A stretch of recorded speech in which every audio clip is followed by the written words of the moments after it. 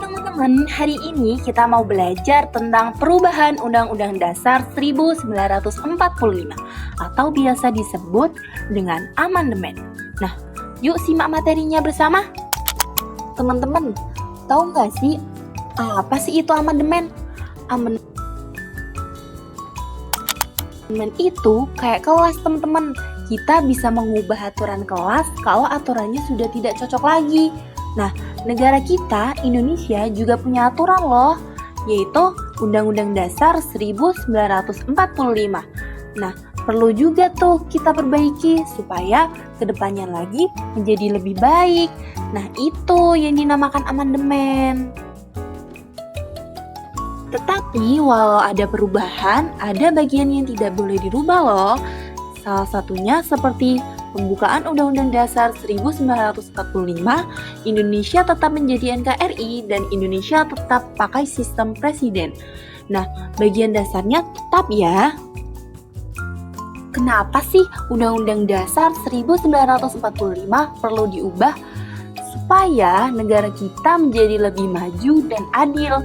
Amandemen ini dibuat bertujuan untuk yang pertama, membatasi kekuasaan presiden agar tidak terlalu luas. Yang kedua, membuat daerah punya hak mengatur diri sendiri. Ketiga, melindungi hak asasi manusia. Keempat, pemilihan jadi lebih demokratis. Kelima, memisahkan tugas TNI dan Polri. Keenam, atau yang terakhir yaitu membuat lembaga baru seperti Dewan Perwakilan Daerah dan Mahkamah Konstitusi.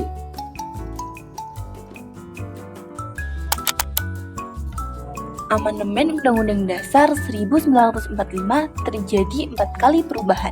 Yang pertama, amandemen pertama pada tahun 1999, yaitu membahas tentang mengatur agar presiden tidak terlalu berkuasa dan masa jabatannya hanya maksimal 10 tahun.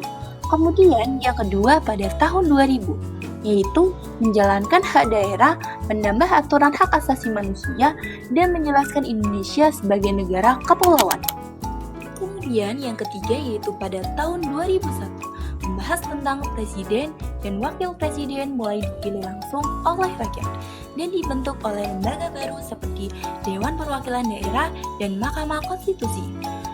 Yang terakhir pada amandemen keempat yaitu tahun 2002 membahas tentang penyempurnaan dari aturan-aturan sebelumnya supaya negara kita makin lengkap aturannya.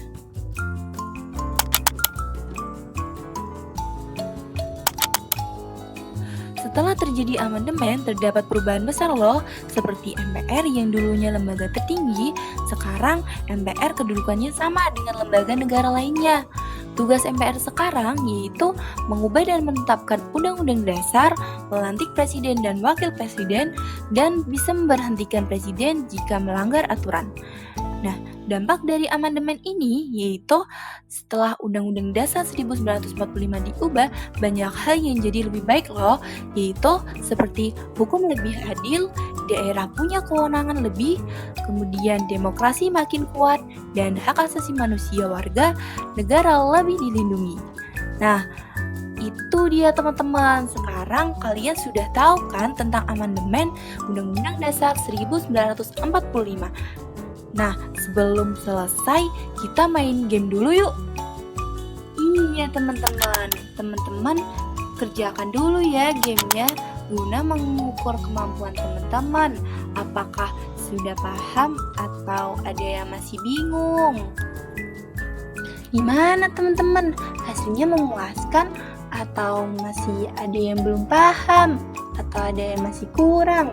Nah, mari kita simpulkan bersama ya. Hari ini kita belajar tentang perubahan Undang-Undang Dasar 1945 atau biasa disebut amandemen, yaitu kita belajar tentang pengertian amandemen, bagian yang tidak boleh dirubah, kenapa undang-undang perlu diubah, kemudian kedudukan MPR, dan amandemen terjadi sebanyak 4 kali. Wah, tidak terasa ya teman-teman, kita sudah selesai belajar. Terima kasih banyak ya teman-teman sudah menonton dan belajar bersama hari ini. Semoga pelajaran tentang perubahan Undang-Undang Dasar 1945 atau amandemen ini membuat kita semakin sayang pada Indonesia. Terus semangat belajar, tetap penasaran, dan jangan lupa ilmu yang kita pelajari hari ini akan membuat kita menjadi anak Indonesia yang hebat dan generasi emas.